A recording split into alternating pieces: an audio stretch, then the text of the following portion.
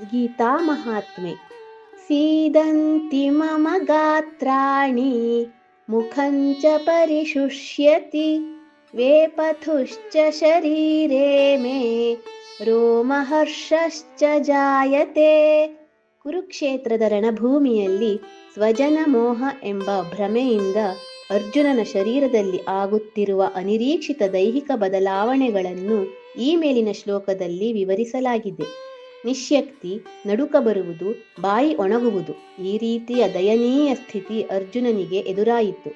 ಒಂದು ಗಳಿಗೆ ಮುಂಚೆ ಆತ್ಮವಿಶ್ವಾಸ ಭರಿತನಾಗಿ ಸುಸ್ಥಿತಿಯಲ್ಲಿದ್ದ ಅರ್ಜುನನಿಗೆ ಮನಸ್ಸಿಗೆ ವ್ಯಾಮೋಹ ಎಂಬ ಮಾಯೆ ಮತ್ತು ಅನಗತ್ಯವಾದ ಕರುಣೆ ಆವರಿಸಿದೆ.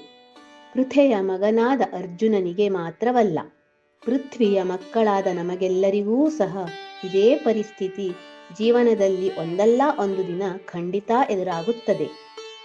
ಆ ಸಮಯದಲ್ಲಿ ನಾವೂ ಕೂಡ ಸಂಕಟ, ದ್ವಂದ್ವ, ಆಯಾಸ, ಅಶಕ್ತಿ, ನೋವು ಇತ್ಯಾದಿಗಳನ್ನು ಅನುಭವಿಸುತ್ತೇವೆ.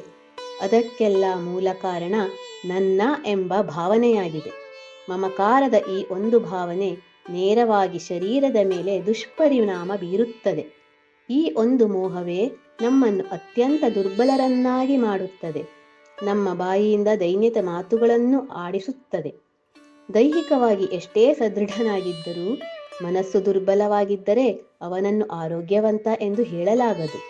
ಇಂತಹ ದುರ್ಬಲ ಮನಸ್ಥಿತಿ ಹಾಗೆಯೇ ಬಿಟ್ಟರೆ ಮನೋರೋಗಕ್ಕೆ ಮದ್ದಿಲ್ಲ ಎಂಬಂತಾಗುತ್ತದೆ. ಆದ ಕಾರಣ ಬದುಕಿನಲ್ಲಿ ನಾವು ಎಂತಹ ಕಷ್ಟ, ನಷ್ಟ, ಸಂಕಟ, ನೋವೇ ಆಗಲಿ ಬಂದಾಗ ಪಲಾಯನ ಮಾಡದೆ ಧೈರ್ಯದಿಂದ ಸ್ವೀಕರಿಸಿ ಅದನ್ನು ಸಮರ್ಥವಾಗಿ ಎದುರಿಸಲು ಕಲಿತುಕೊಳ್ಳಬೇಕು. ಹಾಗಾದರೆ ಮನಸ್ಸು ಗಟ್ಟಿಯಾಗುವುದು ಹೇಗೆ? ಬದುಕನ್ನು ಧೈರ್ಯವಾಗಿ ಎದುರಿಸುವುದರಿಂದ ಆತ್ಮವಿಶ್ವಾಸ ತಾನಾಗಿ ಬರುತ್ತದೆ.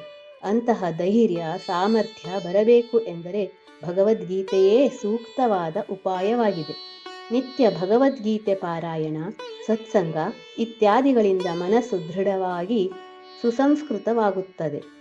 ಮಾನಸಿಕ ದೌರ್ಬಲ್ಯ, ದೈಹಿಕ ದೌರ್ಬಲ್ಯ ಹಾಗೂ ಬೌದ್ಧಿಕ ದೌರ್ಬಲ್ಯ ಈ ಮೂರಕ್ಕೂ ದಿವ್ಯ ಔಷಧಿಯಾಗಿ ಭಗವದ್ಗೀತೆ ಕೆಲಸ ಮಾಡುತ್ತದೆ. ಆದುದರಿಂದ ನಾವೆಲ್ಲರೂ ಭಗವದ್ಗೀತೆಯನ್ನು ನಿತ್ಯ ಜೀವನದಲ್ಲಿ ನಿರಂತರವಾಗಿ ಅಳವಡಿಸಿಕೊಂಡು ಎಲ್ಲ ದೌರ್ಬಲ್ಯಗಳಿಂದ ಮುಕ್ತರಾಗೋಣ.